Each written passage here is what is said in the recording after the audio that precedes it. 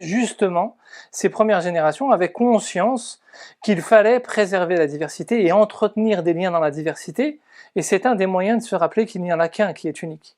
En imposant l'uniformisation et la standardisation, c'est une des choses qui est considérée comme dangereuse, alors qu'on vit l'époque des formes de standardisation où tout le monde doit faire pareil de la même manière. Vous allez dans n'importe quel pays, aujourd'hui vous avez des grandes routes avec des McDo, avec des grands bâtiments.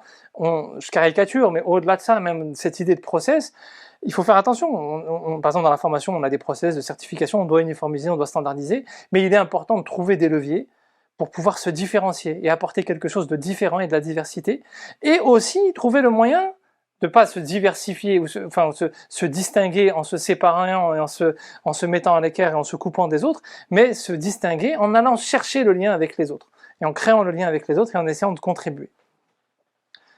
Votre projet, est-ce qu'il contribue à cette valeur fondamentale?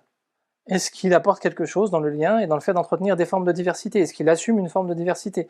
Est-ce qu'il cherche à créer du lien? Le deuxième élément important, vers lequel le Coran nous invite continuellement, c'est l'observation.